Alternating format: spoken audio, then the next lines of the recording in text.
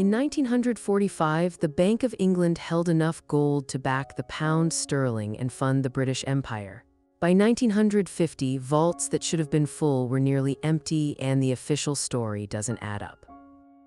The accepted narrative is straightforward. Britain spent its gold reserves fighting Nazi Germany. 2 wars in 30 years, the argument goes, bankrupted the nation. Gold left the vaults to pay for weapons, ships, and supplies. America ended up with the world's gold, and Britain ended up on the short end of a very long stick. It's a tale of heroic sacrifice and economic consequence, tidy, tragic, and widely taught in universities. The problem, that story explains maybe half of what happened.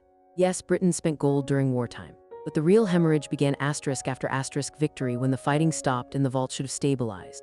Between 1945 and 1950, something else drained the reserves, something the bank never fully disclosed, and something historians have only recently pieced together from declassified documents.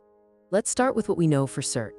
In 1939, the Bank of England held roughly 890 tons of gold, worth billions in today's money. By 1945, that figure had dropped to around 400 tons. Wartime spending accounts for most of it: munitions, food, American destroyers, the whole machinery of total war. But here's where the narrative cracks. In 1945, the war ended. Germany surrendered in May, Japan in September. Suddenly, Britain wasn't buying weapons anymore. The gold drain should have stopped. Instead, it accelerated. By 1950, reserves had collapsed to just over 200 tons. In 5 years of peace, the bank lost nearly half of what was left. Nobody in this story is stupid, so what were they being paid to do? The answer lies in the Bretton Woods Agreement of 1944.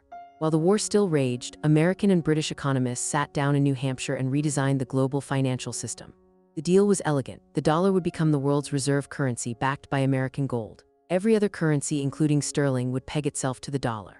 Britain would join the system and, in theory, would rebuild. But there was a catch, and it was enormous. To make the pound convertible to let foreigners trade it for dollars at a fixed rate, Britain had to guarantee it with gold. The more pounds in circulation, the more gold it needed to back them.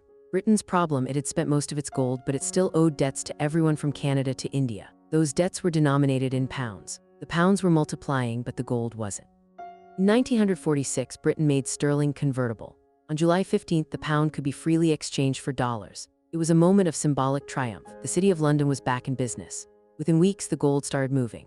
Holders of pounds, including central banks and foreign governments, rushed to convert them into dollars, which they could spend anywhere. Britain's gold reserves, already wounded, began to hemorrhage in earnest.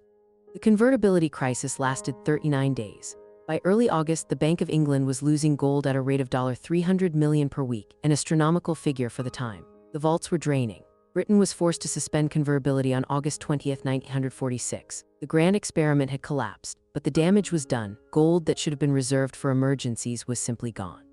So why did Britain do it? Why voluntarily open the vaults to the world when everyone could see the gold was nearly depleted? The answer is political pressure and American leverage. The United States had lent Britain $375 billion in 1946, the Anglo-American loan. It came with conditions. One of them: make the pound convertible. America wanted the pound to function as a secondary reserve currency, supporting the dollar system. Britain had little choice. But the 1946 convertibility crisis was only the opening act. The real drain happened quietly between 1946 and 1950. Britain was trying to maintain the pound at a fixed rate, £1 equals $4.03. To do that, it had to intervene in currency markets constantly, selling gold whenever the pound weakened. The pound was always weak, so the banks sold gold, month after month, year after year.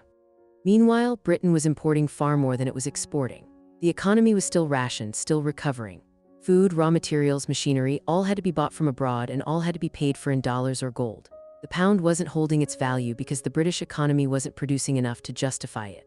The bank was using gold to prop up a currency that the market knew was overvalued. By 1950, the gold was gone, or nearly so. Britain had burned through centuries of accumulated wealth in 5 years of peace. The pound was eventually devalued in September 1949 from $4.03 to $2.80. It was a public admission of failure. The myth of British economic strength evaporated overnight, and the gold was simply not there to back it up anymore. What the official story missed is this: Britain didn't lose its gold because of the war, it lost it because of the peace.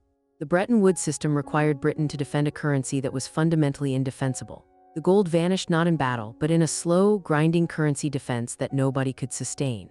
It was a slow-motion replay of every empire that ever tried to spend its way to relevance. The irony cuts deep.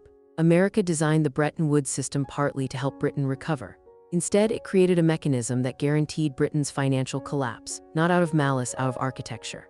Nobody in Washington was plotting against London.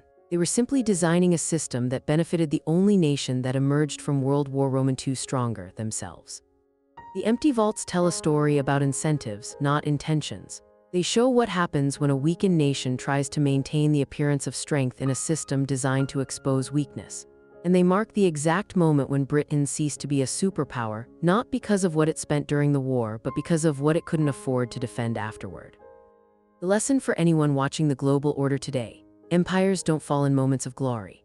They fall in the quiet years after, when the machinery of maintaining status quo power becomes too expensive to run. The Bank of England's gold didn't disappear because Britain was defeated. It disappeared because Britain tried to stay relevant in a world where it no longer had the economic weight to back up that claim. This video is for educational and informational purposes only and is not financial advice. Always do your own research. Subscribe for weekly deep dives into the hidden economic forces reshaping global power, the stories behind the headlines that shape nations. This video is for educational and informational purposes only and is not financial advice. Always do your own research.